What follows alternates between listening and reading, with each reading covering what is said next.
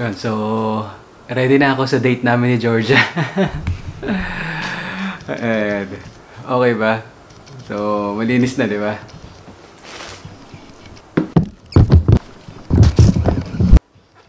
Ayun, so gaya na sabi ko kanina, may date kami ni Georgia. Bukod sa date namin, mga kasama natin, isa sa mga YouTuber na pinapanood natin. So mamaya makikilala nyo naman pagka pinuntahan na natin. This will be a night ride with Georgia going to Tagaytay.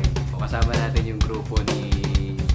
Mamaya na lang siguro, okay? Para medyo may konting surprise. Although nakita nyo naman na sa title. So tara na!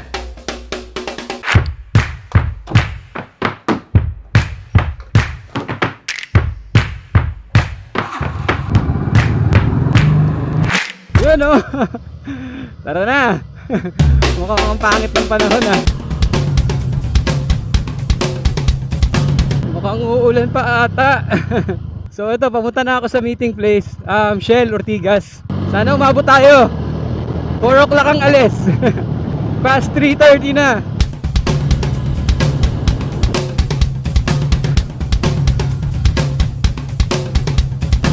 Traffic pa oh.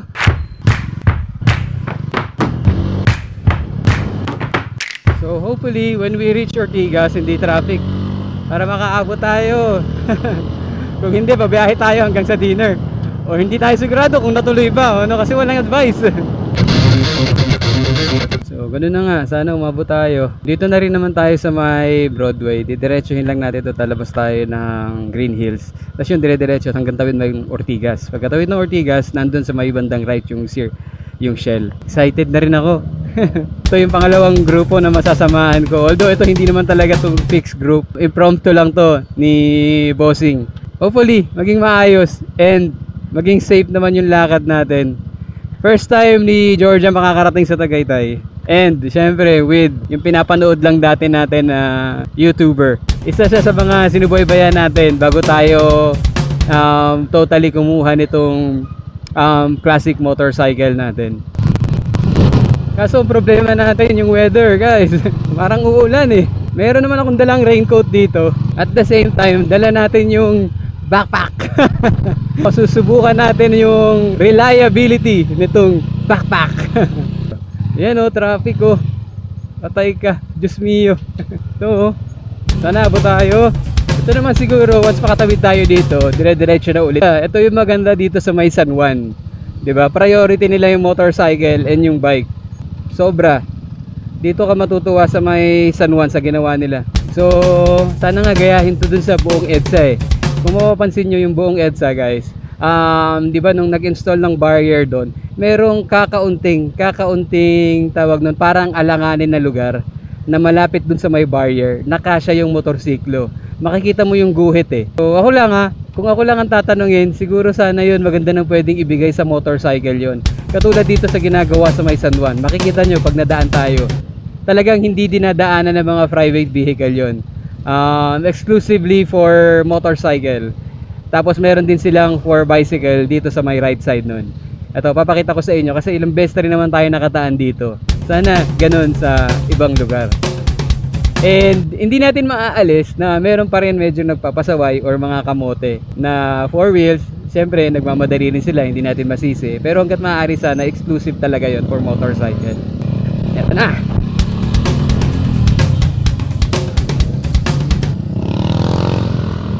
Ayan o, di ba? So kung may bicycle lane dito sa may kanan, ito naman exclusively for motorcycle. See? Nice! Nice, di ba? Sana abot tayo.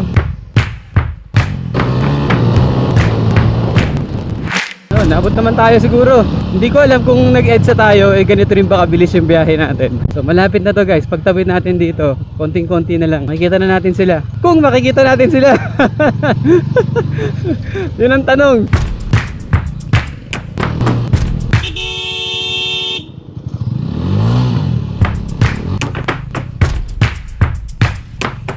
So dito na tayo guys. Parang wala nga sila. Nabudol ata tayo.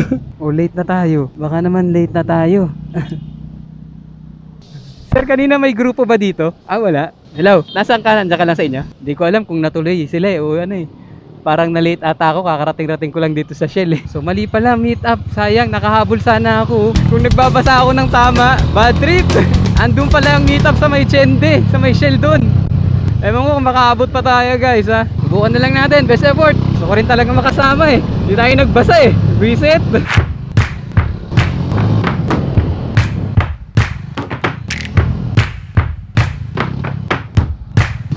So sana let's cross our fingers. Ito na, Shell, Chende.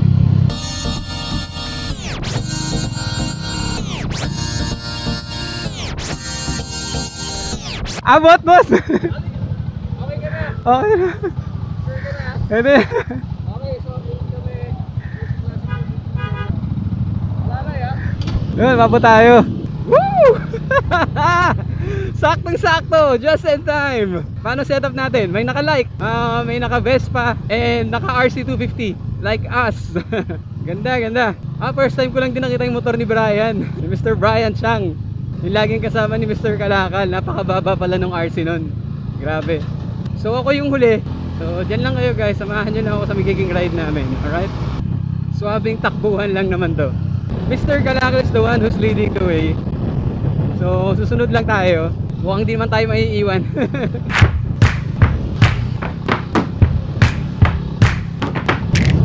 So ito, diretso lang tayo ng C5. Hindi ko alam kung saan ang daan natin.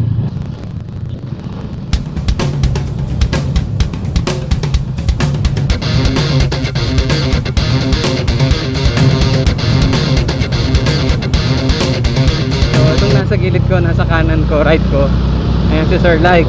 Tapos RC250 and RC250. Parang apat kami na naka RC250. Ganito lang yung takbuhan, takbong 60 lang.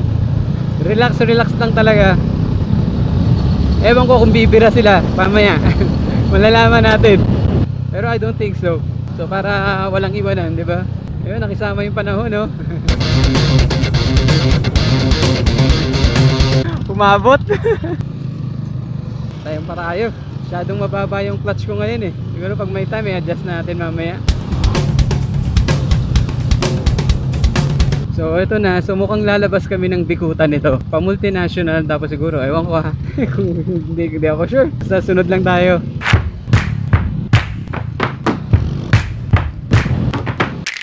Yun, sunod-sunod pa din tayo. Hindi natin alam kung saan ang way talaga. Kasi nga late tayo eh. Mabot pa.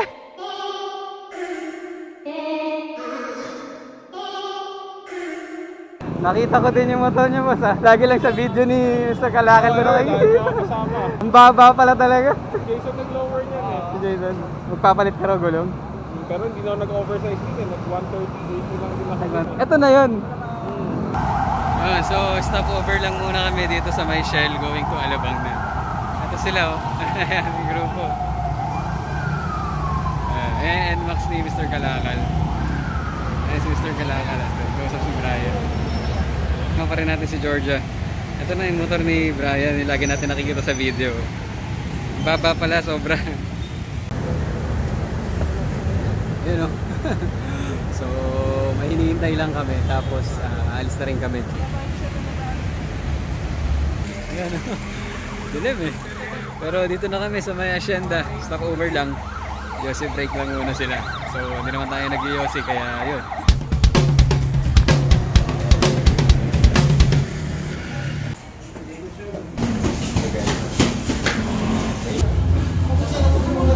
Ayun no, so dito na nga kami sa Bulalo Capital. Tagaytay. Gutom na. Ilang oras din kami bumiyahe.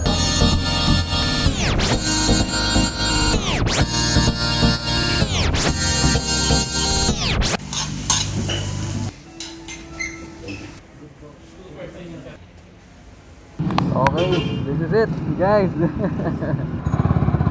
Ano, let's go!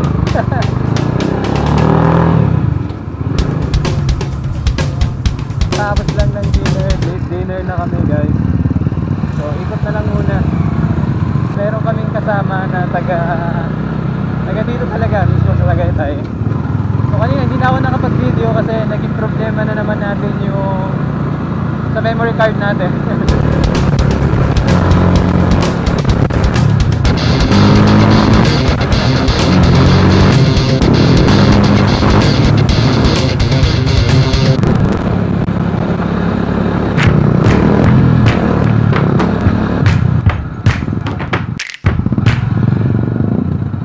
sabi ni Mr. Kalakal, pupuntahan daw sana natin yung bakery ni Neri, yung asawa ni Chito Miranda. Sarado.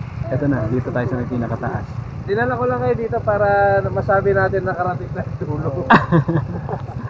Yosi break, 5 minutes. Tayo sa Lumares. Bago tayo mag-uwian. Para kalmado. Yun, nilalamig ako. Pabalik na rin kami. Kanina naka-off pala yung external natin. So ewan ko kung naririnig nyo ako.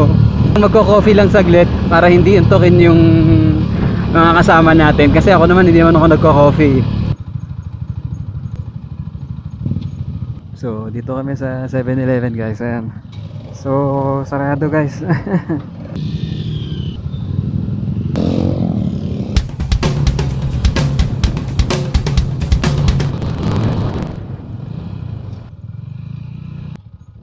Minto eh. Balikan natin. Tanggal. Yung tools na stock ng Rusi. Pwede. Meron ako dito. Eto, may mga gamit ba dito? Nasiraan kasama namin. Kumano yung bolt lumuwag. May panghatak si ano eh. Kasama naman akong dalawa. Tatawag na ako sa Alex. Kaya na? Kaya nyo na? Kaya na. Iwan ko yung ano nito, yung tools nito na stock. Gusto mo? Oo, sige, walang problema. Ingat din, ingat. Ayun, so kawawa naman, iniwan na natin yung tools natin. May mga kasama naman tayo eh. May ano ka? Mukhang kailangan na ng tali eh. Balikan natin? Iwanan na lang natin yung tali. Iniwanan ko ng tools, hindi naman ubra yung tools eh. Pero iniwan ko na lang. Nahihiya sa'yo eh. Saan siya banda? Dito lang, malapit lang eh. Naputol yung bolt. Tara, balikan natin.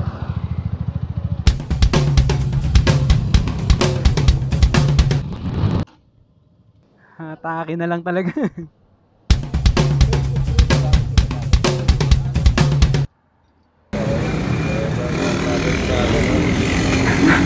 Ito na.